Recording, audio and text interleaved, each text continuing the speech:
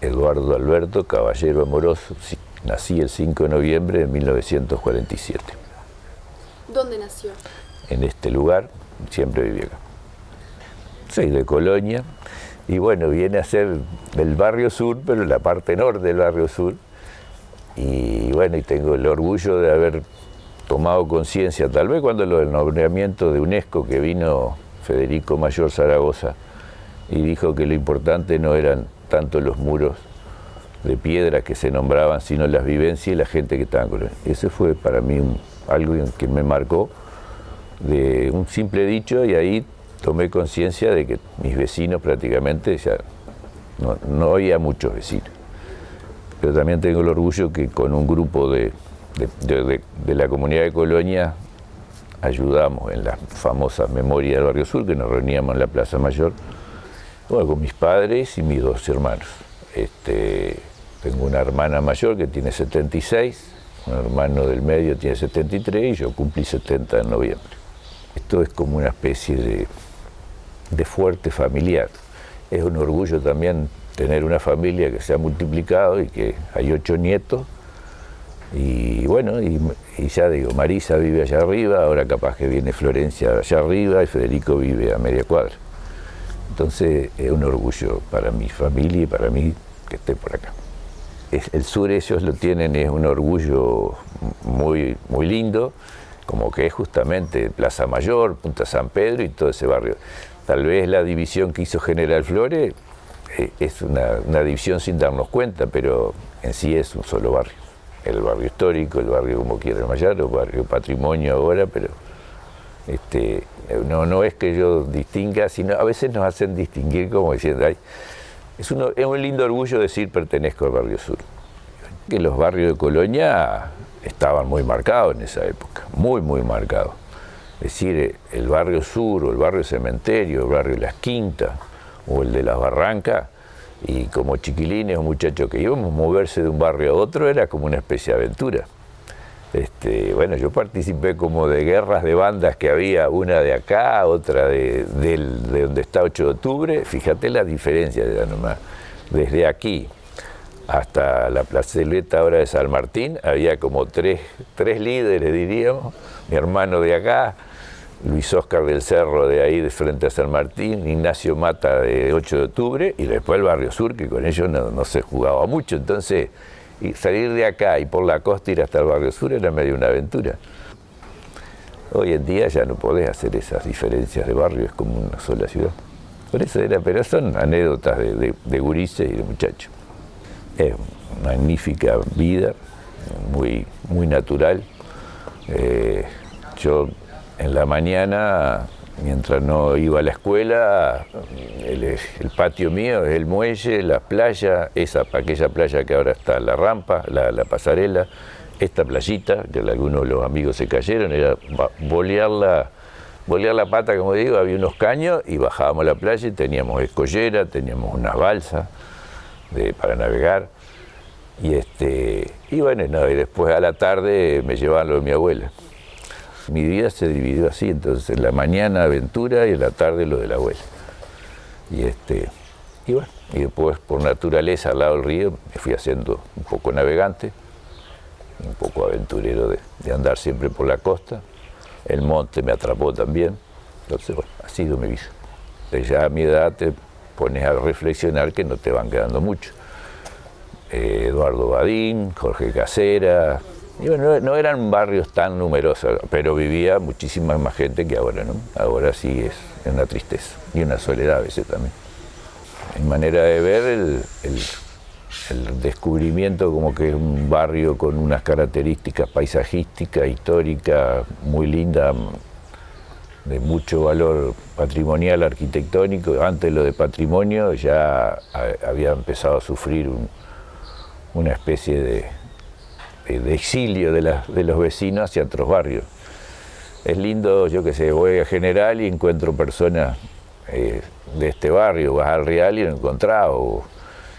Es lindo encontrarla, pero es triste decir no estás en tu barrio. Y como yo justamente a mí si me sacaran de acá, no sabría dónde ir. Empezaron como una especie de comisiones, la Sociedad Ecológica, un grupo era como una comisión de vecinos y amigos del barrio histórico, 2 o 3 como comisiones no muy numerosas que reunir. Empezamos a reclamar cosas a nuestros gobernantes locales y nacionales de lo que ya estaba pasando, por problemas de repente de edificio y por problemas justamente de vecindad. Y bueno, y ahí a cada rato siempre surgía el dolor de ese exilio que yo digo. Entonces justamente con Liliana Chevalier, que no era del barrio, pero bueno, aledaña, y con Mariela Armanugón, una persona muy sensible a todo lo que es comunidad, estaba la Asociación de Arquitectos, también integraba ese grupo. Entonces vimos la necesidad y fue cuando propusimos hacer eso de la memoria del Barrio Sur, y entonces empezamos a convocarlos, y bueno, el primero fue en el Bastión y fue un éxito bárbaro. Así que todas esas cosas son anécdotas maravillosas, bajar, o guerra de agua, o tener la causa acá al lado era un espectáculo. Todos los días venir semejante aeronave con sus 4 motores, el ruido que hacía, las lanchas, tener a los vecinos que trabajaban acá. Entonces yo cuando iba a la escuela a veces tardaba un poquito hasta que no se iba el avión. Y era un espectáculo, una nave plateada, 4 motores y bueno, y que depende del viento, cómo acuatizaba y cómo levantaba, y a veces si estaba muy complicado tenía que ir hasta la playa Honda. Después yo les voy a alcanzar fotos de él cuando se invica en la playa Honda y queda varado y lo reparan, o cuando se le rompió un motor y con una pluma intentaron cambiarle el motor en el muelle con el martillo y no pudieron, y a la larga se levantó contra el motor y se fue. Tardó y levantó ya más o menos un poco más, era contra el muelle del Real, pero levantó y se fue. Y tuve el placer de viajar 2 veces, de la segunda me acuerdo porque tenía ya 15 años, al poco tiempo ya él ya pasó de ser causa, que está ahí el cartel ese que te mostré, que era Compañía Aeronáutica Uruguaya Sociedad Anónima, pasó a ser Arco, pero tenía una vida de que de repente acá estaban trabajando y como 15 personas que la pintaban a cada rato, era de madera, pero se conservaba en base a la pintura que tenía. Yo venía todos los días tenía 1, 2 y hasta 3 lanchas de apoyo, uno para el equipaje, otro para los pasajeros. Entonces entraban al edificio de la aduana, que había sido aduana para los pasajeros de vapor, ¿no? Pero ya el vapor acá no venía más, iba al Puerto Nuevo, entonces había quedado el hidroavión. Evidentemente siempre concitaba la atención ver el hidroavión cuando bajaba, los ómnibus. Cuando venía el hidroavión la cuadra se ponía como tipo hormiguero. Había gente, entre la aduana, la prefectura, los marineros de causa, Aragusto, el rematador, entró de pantalones cortos y llegó a ser el gerente, diríamos. Yo heredé una balsa que hizo mi hermano, la mejoré y yo salía con un perro y todo, pero claro, íbamos hasta la punta del muelle. Era una vida muy natural, muy de andar en las playas, se disfrutaba muchísimo las playas. No necesitábamos grandes tensiones de arena, la playa nuestra era de aquí al Cubo, que es la de Ituzaingó. O sea, y sin embargo ahí de repente se amontonaban 40 personas en un pedacito de arena así, del otro lado jugábamos al fútbol entre las piedras y los juncos. Pero era una vida muy linda, ¿no? Y todos los años se repetía, pero era muy placentero. Nos divertíamos con pocas cosas, ¿no? Juguetes, debo haber tenido 2 o 3, y sin embargo jugábamos con ruedas, eso se repetía aquí, en el sur y en todo el barrio Cementerio, en todos lados. Era muy simple, pero se disfrutaba muchísimo. El hecho de tener muchos vecinos es un patrimonio. La diversidad, más allá que pueda haber discusiones y todo, trae vida propia. Es lindo ver los turistas, lindo ver esto, pero es como que te falta algo. El que lo vivió acá y lo siente como que... Entonces para mí es un orgullo. Así somos un poco a veces los uruguayos y sobre todo los colonienses. Nos falta mucha identidad. Somos muy cosmopolitas. Vos vas a Carmelo, el carmeletano es muy locatario. Vas a la casa con sus problemas, es locatario. Y es así. Y entonces Colonia es difícil de moverlo. Y bueno, y tiene la complejidad ahora de un intensísimo movimiento turístico que todo lo supedita también, ¿no? Porque es que es lo que vive Colonia. Colonia eligió hace 30 años dejar toda la parte que lo rodea también, que es campo, y jugarse al turismo. Fue una buena apuesta, así de repente. Se fue Sudanté, la conmovió, pero siguió adelante. Evidentemente que es la industria de Colonia, la industria del turismo. Si lo miramos como industria sin chimenea, como se llama el turismo, es buenísimo. Pero se podría haber contemplado con la suficiente prevención de que no ocurriera eso, porque el valor fundamental se fue, o no está. Entonces era mi simple y triste conclusión.